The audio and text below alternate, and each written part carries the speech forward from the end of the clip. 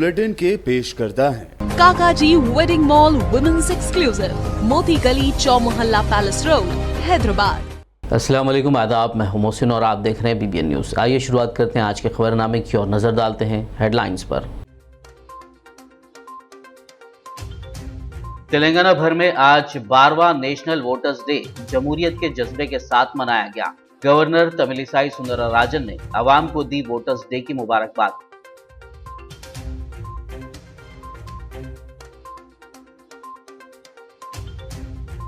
तेलंगाना में कल मुनक्किद होने वाले यौमी जमहूरिया तकारीब की तैयारियां मुकम्मल। मरकजी तकरीब राजभवन में होगी मुनक्किद।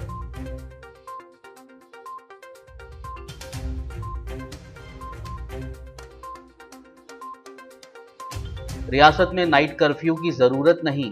तेलंगाना हाई कोर्ट में हुकूमत ने पेश की रिपोर्ट। 28 तारीख को होगी अगली समाअत।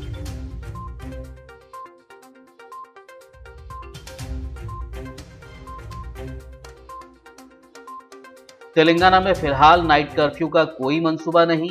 Health director doctor Srinivas Rao का बयान, कहा कोरोना मामलात की शिद्दत को देखते हुए लिया जाएगा फैसला।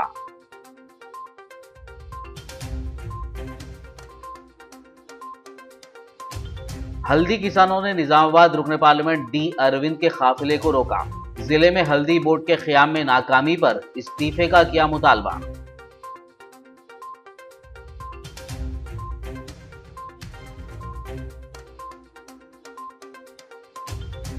मुलाजमत के नाम पर धोखा देने वाली गैंग का पर्दाफाश, 3 मुलजिमीन गिरफ्तार। रच्चाकुंडा पुलिस कमिश्नर महेश भागवत की प्रेस कॉन्फ्रेंस। और अब खबरों की तफसील। तेलंगाना रियासत में आज 12वां नेशनल वोटर्स डे जमहूरियत के जज्बे और अज़्म के साथ मनाया गया।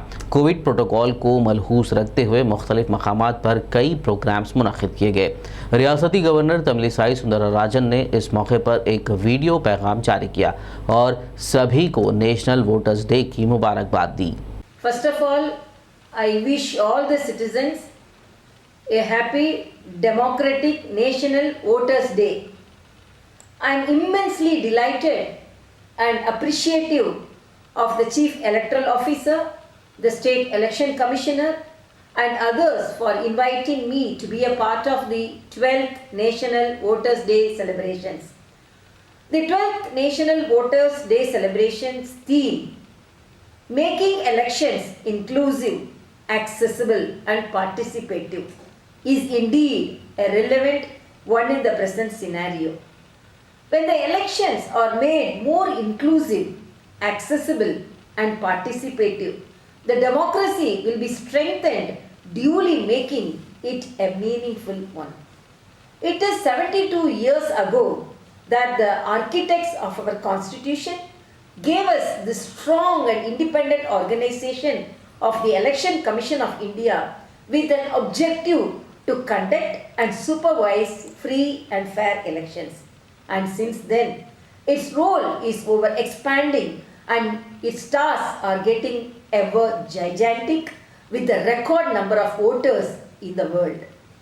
Not as a governor, but as a voter of this country, which is the mother of democracy, I would like to emphasize the need to ensure a vote for all eligible citizens and enable them to it in a free and fair manner. Telangana रियासत में मुनक्किद होने वाले यौमी जमहूरिया तकारीब के लिए तमाम तैयारियां मुकम्मल हो चुकी हैं। इस मरतबा मरकजी तकरीब को राजभवन मुंतकिल किया गया है, जहां गवर्नर तमिलिसाई सुंदरराजन कौमी परचम लहराएंगी। तमाम अजला में डिस्ट्रिक्ट कलेक्टर्स और वुज़रा कौमी परचम कुशाई तकारीब में हिस्सा लेंगे। इस दौरान रियासती गवर्नर तमिलिसाई सुंदरराजन ने आवाम को 73वें यौम जमहूरिया के मौके पर मुबारकबाद पेश की। उन्होंने अपने पैगाम में कहा कि हर एक की जिम्मेदारी है कि वो समाज के तमाम हिस्सों में जमहूरियत के असल पैगाम और उसकी रूह को पहुँचाएँ। इस दरमियान ट्रैफिक पुलिस ने कल यौम जमहूरिया तकारीब के पेश नज़र राजभवन के अतराफ व अकनाफ ट्रैफिक तहदीदात आयद की हैं। इसके अलावा कुछ रास्तों का रुख भी तब्दील किया गया है। तेलंगाना हाई कोर्ट में आज कोरोना की रोकथाम के लिए हुकूमत के इक़दामात के ज़िमन में समाअत हुई, जहां हुकूमत ने अपनी रिपोर्ट पेश करते हुए कहा कि रियासत में नाइट कर्फ्यू की ज़रूरत नहीं है। अब इस मामले की समाअत 28 तारीख को होगी। तेलंगाना हाई कोर्ट ने आज रियासत में कोरोना की सूरत हाल और हुकूमत की जानिब से इसकी रोकथाम के लिए किए जाने वाले इक़दाम का जायजा लिया। इस मामले की समाअत के मौके पर महकमे सेहत की जानिब से रोजाना किए जा रहे RT-PCR रैपिड टेस्टों पर रिपोर्ट पेश की गई। इस मरहले पर अर्जी गुजार ने कहा कि हुकूमत गलत एदाद शुमार पेश कर रही है। अर्जी गुजार ने अदालत के इल्म में ये बात लाई कि रियासत भर में कोरोना की शिद्दत की वजह से 3 दिनों के दौरान 1,70,000 से ज्यादा बुखार मुतासरीन की निशानदेही की गई है। साथ ही अर्जी गुजार के वकील ने कहा कि घर घर फीवर सर्वे के दौरान जो किट्स आवाम को फराहम की जा रही हैं उनमें बच्चों को दी जाने वाली दवाइयां नहीं हैं, जिस पर एडवोकेट जनरल ने अदालत से कहा कि हुकूमत वक्तन फवक्तन कोरोना की रोकथाम के लिए इक़दाम कर रही है। उन्होंने कहा कि रियासत भर में कोरोना की मुस्बित शरह 3.16% ही है, इसीलिए रियासत में रात के कर्फ्यू के निफाज की जरूरत नहीं है। हाई कोर्ट ने तबसरा किया कि ये बदकिस्मती की बात है कि मास्क और सोशल डिस्टेंसिंग के निफाज में सख्ती नहीं बरती जा रही। अदालत ने GHMC महकमे पुलिस को कोविड प्रोटोकॉल को सख्ती से नाफिज करने का हुक्म दिया। हाई कोर्ट ने health director doctor Srinivas Rao को हिदायत दी कि वो सूरत हाल की वजाहत के लिए अगली समाअत पर हाजिर हों। अब इस मामले की अगली समाअत 28 जनवरी को होगी। तेलंगाना के health director doctor Srinivas Rao ने दो टूक अंदाज में वाज़ेह कर दिया है कि तेलंगाना में रात के कर्फ्यू के निफाज के लिए कोरोना मामलात की शिद्दत नहीं है। ताहम उन्होंने कहा कि मुस्बित शरह के 10% होने पर ही कर्फ्यू की ज़रूरत होती है। उन्होंने मीडिया से बात करते हुए कहा कि रियासत में मौजूदा तौर पर कोरोना की मुस्बित शरह 3.16% ही है। एक भी ज़िले में ये शरह 10% से ज़ायद नहीं है। उन्होंने मज़ीद कहा कि रियासत में कोरोना की रोकथाम के लिए एहतियाती तदाबीर के लिए लगाई गई पाबंदियों में 31 जनवरी तक तोसी की गई है।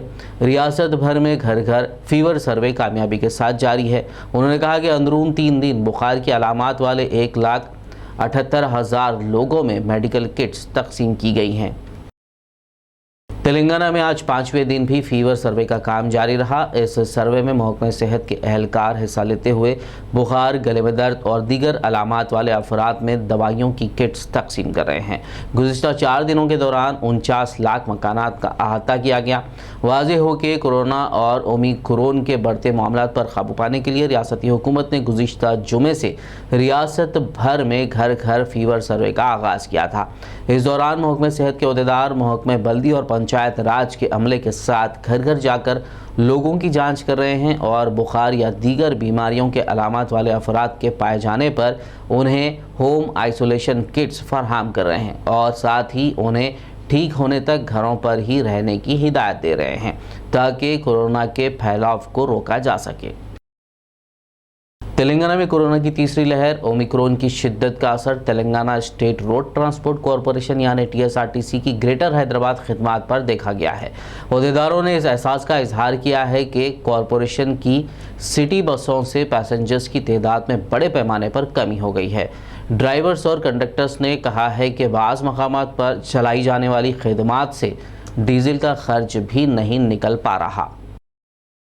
तेलंगाना कांग्रेस के एक वफद ने रियासती गवर्नर डॉक्टर तमिलिसाई सुंदरराजन से मुलाकात करते हुए रियासत में लॉ एंड ऑर्डर की सूरत हाल पर तवज्जो दिलाई। CLP लीडर भट्टी विक्रमार्का की क़यादत में इस वफद ने कहा कि रियासत में लॉ एंड ऑर्डर नाकाम हो गया है। रियासत की हुक्मरान जमात TRS के लीडरान पुलिस को फ़राइज़ की अंजामदेही से रोक रहे हैं। उनका कहना था कि अमन की बरकरारी के लिए पुलिस ने आवाम का एतमाद खो दिया है। లా అండ్ ఆర్డర్ సిచ్యువేషన్ పూర్తిగా వైఫల్యం చెందింది। రాష్ట్రంలో ఉన్నటువంటి పోలీస్ యంత్రాంగాన్ని మొత్తాన్ని వాళ్ళ పనుల్ని వాళ్ళని చేయలేకుండా వాళ్ళ మీద రకరకాలైనటువంటి ఒత్తిళ్లు తీసుకొచ్చి TRS పార్టీ క్యాడర్గా మార్చి రాష్ట్రంలో పోలీస్ యంత్రాంగాన్ని పూర్తిగా ఆ పార్టీ నాయకుల కోసం ఆ పార్టీ కోసం పనిచేసేటువంటి విధంగా రాష్ట్రంలో పోలీస్ యంత్రాంగాన్ని రాష్ట్ర ప్రభుత్వం తయారు చేసింది। కొత్తగూడెం శాసనసభ నియోజకవర్గంలో పాల్వంచలో ఎన్ రామకృష్ణ కుటుంబం చేసుకున్నటువంటి ఆత్మహత్య సంబంధించిన సంఘటన, అక్కడ స్థానిక శాసనసభ్యుడు కొడుకు రాఘవ చేసినటువంటి దాష్టికాలు, ఇవన్నీ జరగటానికి ప్రధాన కారణం అక్కడ ఉన్నటువంటి పోలీస్ యంత్రాంగం పోలీసులాగా ప్రవర్తించకుండా అధికార పార్టీ నాయకులకి చెప్పినట్టుగా వినటం వల్ల ఈ సంఘటన జరిగింది. అట్లాగే మంత్రి నియోజకవర్గంలో జరిగినటువంటి అడ్వకేట్ల జంట హత్య, అడ్వకేట్ కుటుంబం సంబంధించినటువంటి హత్య, డేలైట్ మర్డర్ ప్రజలు చూస్తుండగా నరికినటువంటి సంఘటన కానీ, శీలం రంగయ్య గారికి సంబంధించిన సంఘటన కానీ, లేకపోతే రకరకాలుగా ఈ రాష్ట్రంలో జరిగిన అనేక సంఘటనల్ని ఉదాహరిస్తూ వారికి మేము లేఖ ఇచ్చి ఈ రాష్ట్రంలో లా అండ్ ఆర్డర్ సిచ్యువేషన్ పూర్తిగా దెబ్బతినిపోయింది. దయచేసి గవర్నర్గా ఈ రాష్ట్రంలో ప్రజల ధనమాన ప్రాణాలను కాపాడటానికి మీరు పోలీస్ డిపార్ట్మెంట్ని రివ్యూ చేయవలసిందిగా, పోలీస్ డిపార్ట్మెంట్ని పోలీస్ లాగా పనిచేసేటట్టుగా చూడవలసిందిగా గవర్నర్ గారికి విజ్ఞప్తి చేయడం కోసమే కాంగ్రెస్ శాసనసభ పక్షం నుంచి కలిశాం. तेलंगाना बीजेपी के एक वफद ने आज साबिक एमएलसी रामचंद्र राव की क़यादत में राजभवन पहुंचकर तेलंगाना की गवर्नर तमिलिसाई सुंदरराजन से मुलाकात की। इस दौरान उन्होंने जियो 317 को वापस लेने के लिए नुमाइंदगी की। मज़कूरा कायदीन ने 317 के मनफी असरात से गवर्नर को वाकिफ़ करवाया और कहा कि जियो 317 की वापसी तक उनकी लड़ाई जारी रहेगी। वादेजा मीडिया से बात करते हुए रामचंद्र राव ने कहा कि गवर्नर ने उनकी अपील पर मुस्बित रद्द-ए-अमल जाहिर किया है। ఏదైనా ఉత్తర్వు తీయాల్సినటువంటి అవసరం ప్రభుత్వాన్ని, కానీ ప్రెసిడెన్షియల్ నోటిఫికేషన్ కు వ్యతిరేకంగా, ప్రెసిడెన్షియల్ నోటిఫికేషన్ ఉద్దేశాలకు వ్యతిరేకంగా ఈ యొక్క జియో 317 తీసుకురావడంతో ఉద్యోగస్తులు తన ఒక నేటివిటీని, తన స్థానియతని కోల్పోతున్నారు. స్థానియతతో పాటు వారి యొక్క సీనియారిటీ కోల్పోతున్నారు. సీనియారిటీతో పాటు వారికి ప్రమోషన్లు కూడా కోల్పోతా ఉన్నారు. కొన్ని వర్గాలకే, కొన్ని యూనియన్లకే లాభం వచ్చేటటువంటి విధంగా ఈ జియో ఉండదని చెప్పేసి భారతీయ జనతా పార్టీ భావిస్తూ ఉంది. ఈరోజు ఈ యొక్క ట్రాన్స్ఫర్ పాలసీ ద్వారా అనేక మంది ఉపాధ్యాయులు, ఉద్యోగస్తులు హార్ట్ అటాకులుగానే కూడా జరిగింది. तेलंगाना के वजीर बल्दी नज़्म नक्श व IT के तारक रामा राव ने आज हल्के असेंबली खुतबुल्लापुर का दौरा करते हुए तकरीबन 500 करोड़ रुपए के मुख्तलिफ तरक्याती कामों का इफ्तिताह व आगाज़ किया। इस मौके पर वजीर जंगलात इंदिराकरण रेड्डी, MLC शंभीपुर राजू, अरकान असेंबली KP विवेकानंद, मला रेड्डी, GHMC मेयर गदवाला विजय लक्ष्मी के अलावा दीगर कायदीन व मुतालिका अहदेदारान और अवाम की कसीर तादाद मौजूद थी। इस दौरान वजीर KTR ने मज़कूरा कायदीन के हमरा बाचूपल्ली में रोड वाइडनिंग के कामों का संग बुनियाद रखा, जबकि गाजुला मारम में प्राणवायु अर्बन फॉरेस्ट पार्क के साथ साथ एक स्पोर्ट्स थीम पार्क और भगत सिंह नगर चिंतल में एक मल्टीपर्पज़ फंक्शन हॉल का इफ्तिताह जान दिया। इस मौके पर मुनक़िदा तकरीब से खिताब करते हुए KTR ने कहा कि शहर हैदराबाद की रोज़ बरोज़ तोसी होती जा रही है। उन्होंने कहा कि आइंदा 30 बरसों में हैदराबाद मज़ीद कई किलोमीटर तक फैल जाएगा। शहर की तोसी के पेश नज़र इसके नवाही इलाकों में बुनियादी सहूलतों पर इजाफा किया जा रहा है। ఎమ్మెల్యే గారి నాయకత్వంలో, గౌరవ మంత్రి మల్లారెడ్డి గారి నాయకత్వంలో, MLC గారి నాయకత్వంలో, ఎమ్మెల్యే గారు, MLC గారు కూడా యువకులు, ఉత్సాహవంతులు, అన్ని విషయాల్లో మరి మా నియోజకవర్గ ప్రజల కోసం మరింత మంచి జరగాలని ఎప్పుడు పరితపించే నాయకులు. అట్లాంటి నాయకులు ఉండడం, వారికి తగ్గ విధంగా స్థానిక సంస్థల ప్రజాప్రతినిధులు, మేయర్ గారు, కార్పొరేటర్లు కూడా కలిసికట్టుగా పనిచేయడం వల్లనే ఈరోజు ఒకప్పుడు గ్రామ పంచాయతీగా ఉండే నిజాంపేట ఈరోజు మున్సిపల్ కార్పొరేషన్ అయింది. భవిష్యత్తులో మరిన్ని అంగులతో హైదరాబాద్ కే తలమానికంగా తప్పకుండా అవుతుందనే ఒక బలమైన విశ్వాసాన్ని వ్యక్తం చేస్తూ మేయర్ గారిని కూడా కోరుతా ఉన్నాం. వచ్చేసారి స్వచ్ఛ సర్వేక్షణ్ లో ఇంకా మంచి ర్యాంక్ సాధించాలి. మీరు మీ కార్పొరేటర్లు అందరూ కూడా ఒక లక్ష్యం పెట్టుకుని టార్గెటెడ్ గా ఈ ప్రాంత ప్రజలకు మెరుగైన పారిశుద్ధ్యం, మెరుగైన మంచినీరు, మెరుగైన మౌలిక వసతులు కల్పించే దిశగా అందరం సమిష్టిగా పనిచేద్దామని చెప్పి విజ్ఞప్తి చేస్తూ మళ్ళీ ఒకసారి ఎమ్మెల్యే గారు ఏదైతే కోరారో ఈ చివరస్తాకు సంబంధించి ఒక 30 కోట్లతో ఫ్లైఓవర్ కావాలన్నారు, దాన్ని తొందరలో మంజూరు చేసి ఆ కాపీ మీ ఎమ్మెల్యే గారికి అందజేస్తానని చెప్పి కూడా తెలియజేస్తూ మీ అందరికీ ధన్యవాదాలు। हल्के असेंबली बहादुरपुरा की आवाम के इसरार पर मजलिस इत्तेहादुल मुस्लिमीन की कामयाब नुमाइंदगी पर रंजन कॉलोनी, सालेहीन कॉलोनी में नए बॉक्स ड्रेन व दीगर तरक्याती कामों के लिए 4 करोड़ रुपए की मंजूरी अमल में आई है। आज बहादुरपुरा रुकन असेंबली मोहम्मद मौज़म खान ने मुतालिका कॉरपोरेटर्स अब्दुल हन्नान और मुख्तदिर बाबा के अलावा GHMC के हुक्काम के साथ दौरा करते हुए रंजन कॉलोनी में बॉक्स ड्रेन और सालेहीन कॉलोनी में नाले के तोसी के कामों के लिए जायज़ा लिया। इस दौरान उन्होंने आवाम से मुलाकात की, उनको दरपेश खदशात दूर किए। रुकन असेंबली ने तयक़ुन दिया कि मज़कूरा काम जल्द मुकम्मल कर लिए जाएंगे। रंजन कॉलोनी की यहाँ के जो आवाम हैं दारुसलाम को आए थे, मजलिस इत्तेहादुल मुस्लिमीन एक 4 करोड़ रुपए का बॉक्स ड्रेन सैंक्शन कराई है, जो नवाब साहब कुंटा इकरा मिशन से स्टार्ट हो रहा है और रंजन कॉलोनी में जाके ख़त्म हो रहा है। बॉक्स ड्रेन 2 करोड़ रुपए का है। नवाब साहब कुंटे की जो रोड है नीचे वेंट 2 करोड़ रुपए का है। टोटल 4 करोड़ की लागत से ये काम होने वाला है। तो इस रंजन कॉलोनी के लोगों को कुछ डाउट था, कुछ सवालात थे जो दारुसलाम को आज आए थे। मैं इमीडिएटली मेरे कॉरपोरेटर जनाब हन्नान साहब और इस हल्के के कॉरपोरेटर जनाब मुख्तदर बाबा को लेकर यहाँ पर इस रंजन कॉलोनी में आया हूँ। जो ये लोगों को सवालात थे वो सारे चीज़ें उन लोग अपने मेरे सामने रखे। मैं greater Hyderabad municipal corporation project के ऑफिसर्स को भी लेकर यहाँ पर आया हूँ। उनका डाउट क्लियर हो चुका है। इंशाअल्लाह ताला जल्द से जल्द काम होगा। जो हर साल बरसात के दिनों में गौस नगर का इलाका जो नवाब साहब कुंटे का है, इकरा मिशन का जो इलाका नवाब साहब कुंटा है और इस रंजन कॉलोनी में जो बरसात की तरफ से पानी जमा होता था, अल्लाह चाहा तो 95% उस प्रॉब्लम को दूर किया जाएगा ये काम के ज़रिए। और मजलिस इत्तेहादुल मुस्लिमीन एक एक महल्ले में, एक एक बस्ती में आवाम के दरमियान में जाकर उनके तकालीफ को सुनती है और समझती है, और उसी तरह उनके कहने पे हम प्रपोजल गवर्नमेंट को भिजाते हैं इंशाअल्लाह ताला। और बहुत काम है बहादुरपुरा कॉन्स्टिट्यूंसी के अंदर, जितना जल्दी हो सके उस सारे प्रॉब्लमों को दूर किया जाएगा। मजलिस हमेशा डेवलपमेंट चाहती है और उसी डेवलपमेंट की बुनियाद पर आज बहादुरपुरा कॉन्स्टिट्यूंसी के अवाम मजलिस इत्तेहादुल मुस्लिमीन के साथ है। हमारे सदर बैरिस्टर असदुद्दीन ओवैसी साहब हमेशा कहते हैं अवाम के दरमियान में रहिए। उसी का नतीजा है कि आज इस एरियो में हमारी कॉन्स्टिट्यूंसी के अंदर डेवलपमेंट आ रहा है।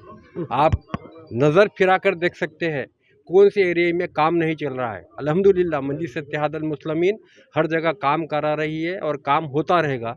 शुक्रिया आप लोग। खबरनामे में फ़िलहाल लेंगे एक ब्रेक। मुलाकात होगी इस छोटे से ब्रेक के बाद।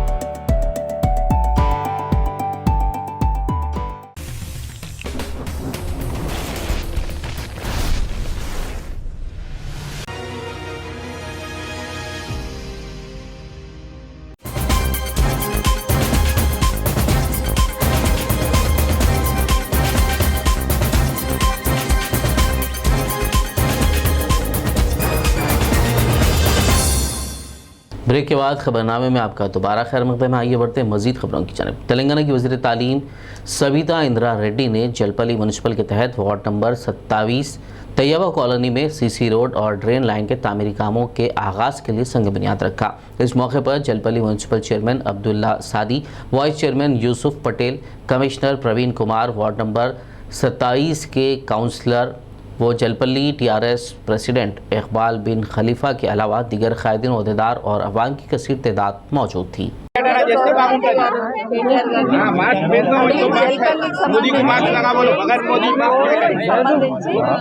వర్క్ చేయడానికి అనేది ఈరోజు తీసుకోవడం జరిగింది. ఈరోజు వాదిస్థలానికి వచ్చిన మెయిన్ రోడ్ చూసినాం మనం. ఇప్పుడు మెయిన్ రోడ్ సంబంధించి గత 2 years నుంచి ట్రై చేస్తూ ఉన్నాము. ఆ రోడ్ ఉన్న డ్రైన్ ని సెట్ చేయాలి, అవుట్లెట్ తీసుకెళ్ళాలి, ట్రై చేస్తూ ఉన్నాము.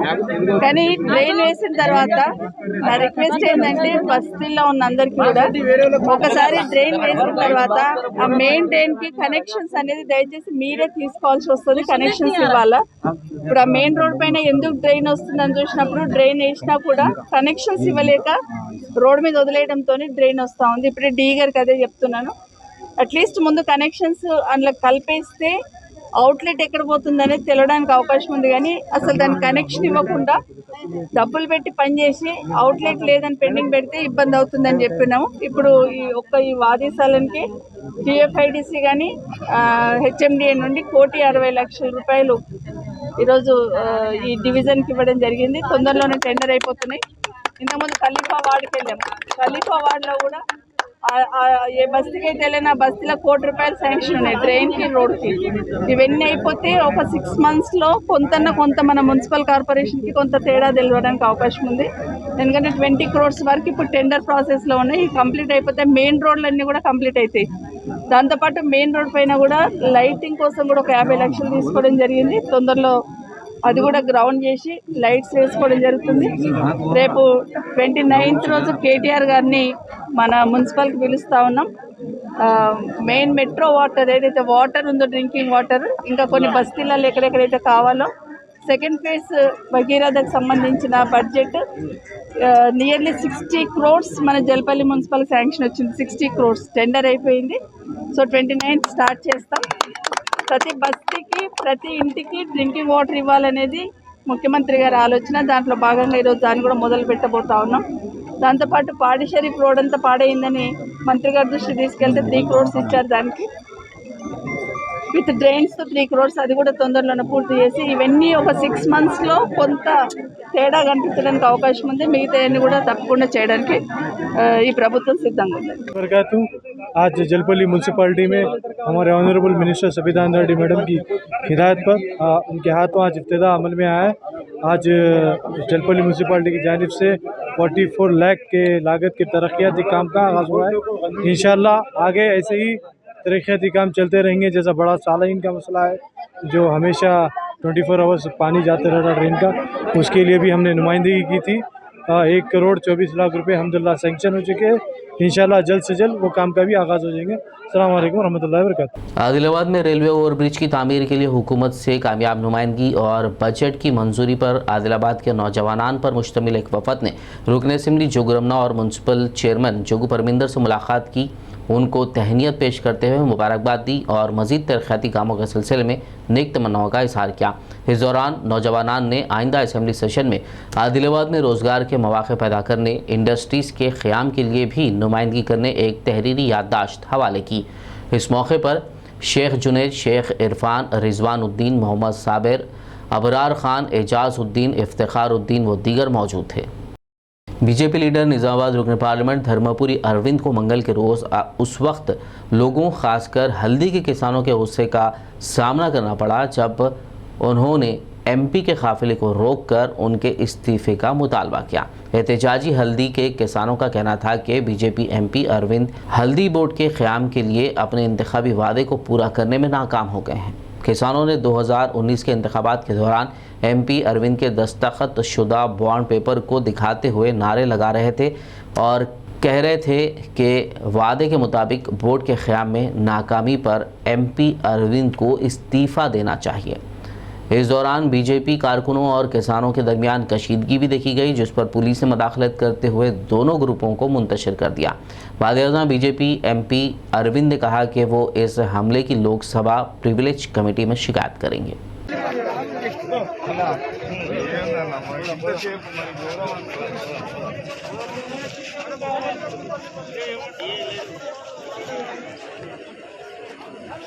आदिलाबाद कांग्रेस जिला सदर साजिद खान ने आदिलाबाद के नौजवान मोहसिन पटेल की पार्टी के लिए कारकर्दगी को देखते हुए उन्हें माइनॉरिटी टाउन सदर की हैसियत से मुंतखब किया और इस ज़िम्मन में लेटर हवाले किया। इस दौरान उन्होंने मोहसिन पटेल को शालो गुलपोशी के जरिए तहनीत भी पेश की और पार्टी के इस्तेकाम के लिए काम करने का मशवरा दिया। इस मौके पर ज़िला अक़लियती सेल ज़िला सदर एम.ए. शकील, टाउन सदर नागेश, ज़िला तर्जुमान नरसिंह, ज़िला जनरल सेक्रेटरी संतोष, शेख कलीम, राजू यादव, अफरोज़ व दीगर मौजूद थे। माइनॉरिटी लीडरशिप को मैं मुबारकबाद देता हूँ और ख़ास तौर से शकील भाई को मुबारकबाद देता हूँ कि मोहसिन भाई के जैसे एक हार्ड वर्कर और एक अच्छे लीडर जो town Congress president minority department आज शकील भाई की सदारत में हमारे मोहसिन भाई को जो दिए उनको मैं मुबारकबाद देता हूँ और ख़ास तौर से मोहसिन भाई को भी मुबारकबाद देते हुए ये बोलना चाहता हूँ कि कांग्रेस पार्टी के बहुत हार्ड वर्कर है, ज़मीनी सतह के लीडर है। हर वार्ड में, हर एरिए में मोहसिन भाई की खिदमत है। तो इनके साथ एक सारी जो टीम, इनके दोस्त अहबाब जितने भी लोग आए, मैं उन सबका शुक्रिया अदा करता हूँ। जहीराबाद रुकन असेंबली के मानिकराव ने 12वें नेशनल वोटर्स डे के मौके पर मुकामी तहसील ऑफिस में मुनक़िदा तकरीब में शिरकत की और तहसीलदार नागेश्वर राव, नायब तहसीलदार किरण और उनके अमले के साथ हलफ लिया। इस मौके पर रुकन असेंबली मानिकराव ने कहा कि हर शहरी को वोट का हक इस्तेमाल करना चाहिए और 18 साल से ज़ायद उम्र के हर फर्द को वोट डालने के लिए अपना नाम इंदराज करवाना चाहिए। इस तकरीब में आत्मा committee chairman Vijay Kumar, town सदर सैयद मुहिउद्दीन, कायदीन इसराइल बॉबी, साबिक म्युनिसिपल काउंसलर यूनुस और दीगर मौजूद थे।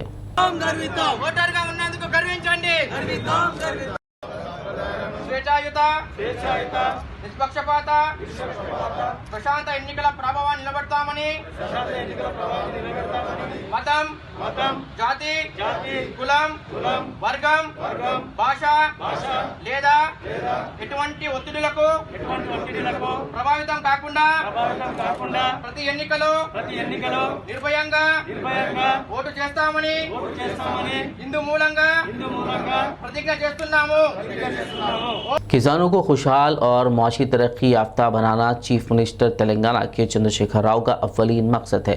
ये बात ज़िले कामारेड्डी के बांसवाड़ा में वाक़ महकमे ज़राअत के ऑफिस में राइतु बंधु समिति के प्रेसिडेंट अंजी रेड्डी ने महकमे एग्रीकल्चरल के कैलेंडर की रस्म इजराई के बाद अपने खिताब में कही। इस मौके पर सोसाइटी के चेयरमैन कृष्णा रेड्डी, श्रीधर, दीगर मुताल्लिक़ा अहदेदार, अमला के अलावा किसान मौजूद थे।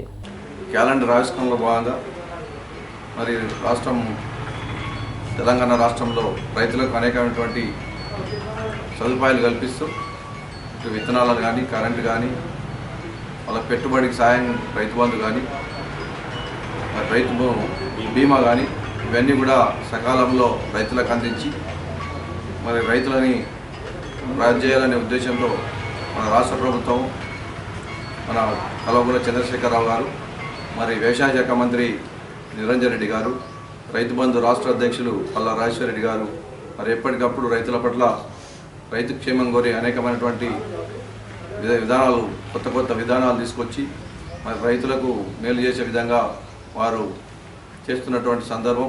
Adilabad district real estate welfare association का क़याम अमल में आया। एसोसिएशन का ज़िलाई सदर मोहम्मद मुजाहिद को मुंतखब किया गया, जबकि नायब सदूर की हैसियत से के संतोष, शेख अबरार अली और जनरल सेक्रेटरी वेदा व्यास और ट्रेजरर की हैसियत से नीलेश खत्री, मोहम्मद फैजुल्ला, सूरज सिंह का इंतखाब अमल में आया। इस मौके पर एसोसिएशन के 9 मुंतखब ज़िम्मेदारान को गुलपोशी करते हुए मुबारकबाद पेश की गई और आतिशबाजी के ज़रिए जश्न मनाया गया। Adilabad district real estate welfare association के क़याम का मकसद बताते हुए सदर मोहम्मद मुजाहिद ने कहा कि रियल इस्टेट में दरपेश मसाइल की यकसुई और सब रजिस्ट्रार की मनमानी के अलावा मुताल्लिक़ा शोबों के मसाइल के हल को यकीनी बनाया जाएगा। इस मौके पर मेम्बरान केशफ, अब्दुल वहाब, चंद्रशेखर, शेख मोहसिन, जावेद खान, जमील, सादुल्ला व दीगर मौजूद थे। वजह यह है कि Adilabad union real estate union का एक फॉर्म किया गया, कमेटी तश्कील दी गई, डिस्ट्रिक्ट कमेटी, जिसमें सदर मोहम्मद मुजाहिद, वाइस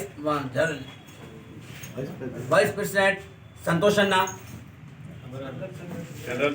वेदा व्यास और कमेटी मेंबर्स यहाँ मौजूद है अभी। लिहाजा आदिलाबाद में हर टाइम प्रॉब्लम्स आ रहा है। पिछले 20 साल 30 साल पुराने लेआउट को भी आज सब रजिस्टर बोलता है कि रजिस्ट्री नहीं करने का है। और रीज़न क्या है बोल तो कहीं भी नहीं है तेलंगाना में, रीज़न आदिलाबाद में ही।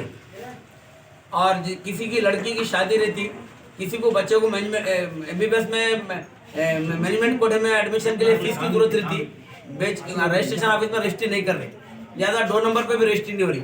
लिहाजा इसलिए हम क्या है यूनियन फॉर्म करें, लिहाजा यूनियन को फॉर्म करके हम आगे बढ़ना चाहते हैं। हमारी डिमांड ये है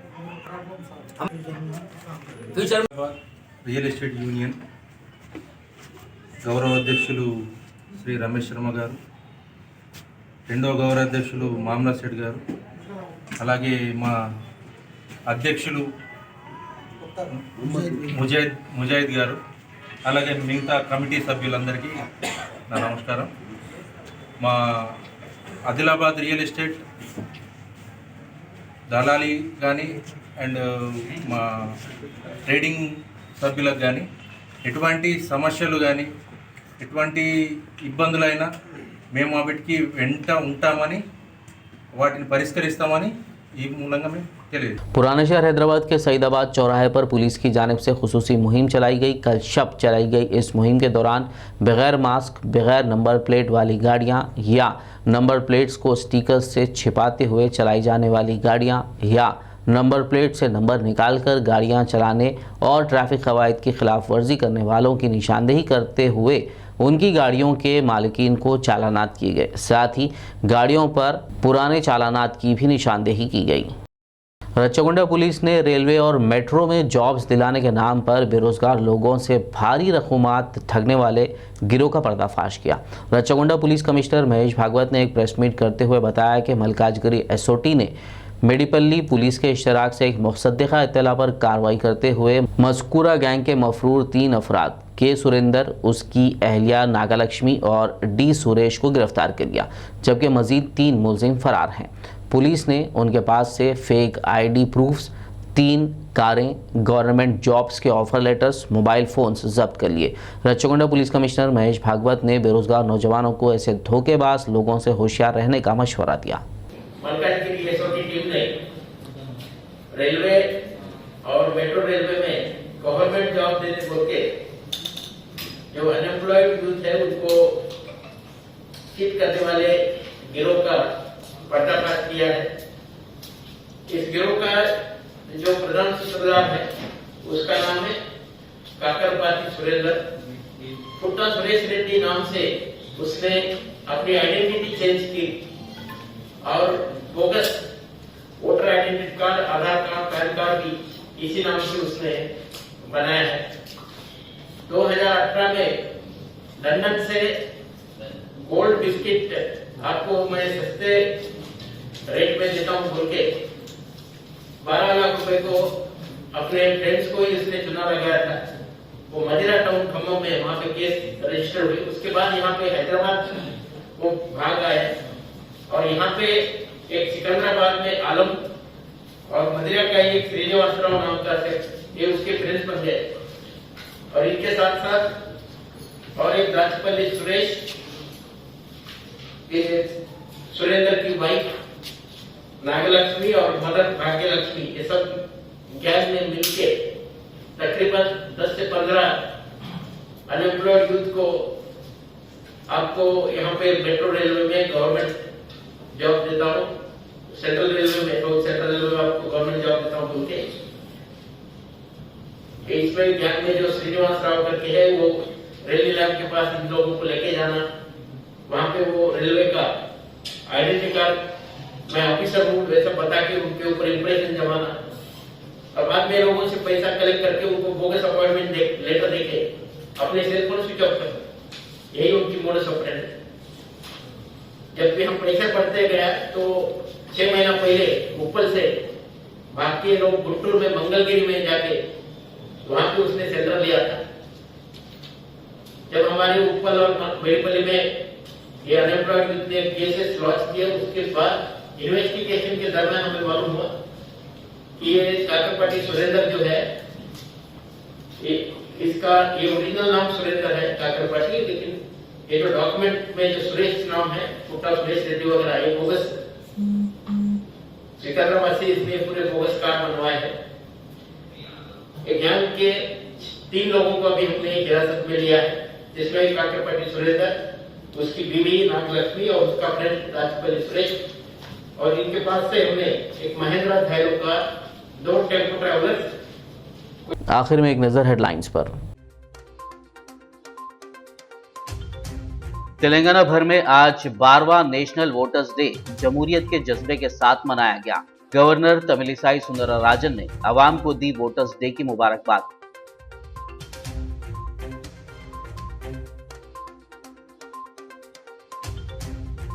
तेलंगाना में कल मुनक्किद होने वाले यौमी जमहूरिया तकारीब की तैयारियां मुकम्मल।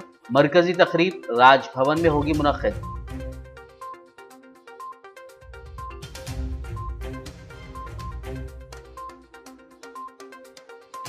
रियासत में नाइट कर्फ्यू की जरूरत नहीं, तेलंगाना हाई कोर्ट में हुकूमत ने पेश की रिपोर्ट। 28 तारीख को होगी अगली समाअत।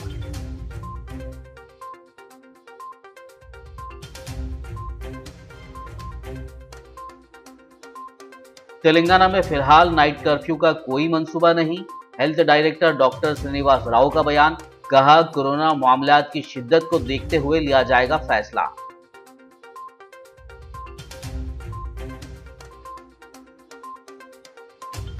हल्दी किसानों ने निजामाबाद रुकने पार्लियामेंट डी अरविंद के काफिले को रोका। जिले में हल्दी बोर्ड के क़याम में नाकामी पर इस्तीफे का किया मुतालबा।